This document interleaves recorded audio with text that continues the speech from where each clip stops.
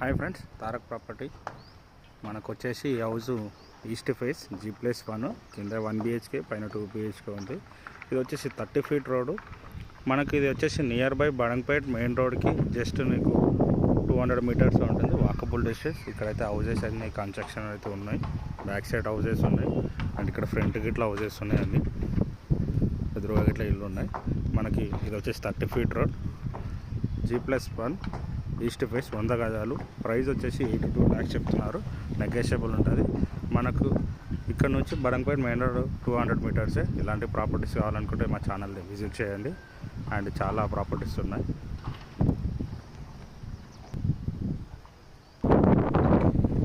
Dimension వచ్చేసి 22.5 22.5 అడ్డం ఉంటుంది. పొడవు వచ్చేసి 40.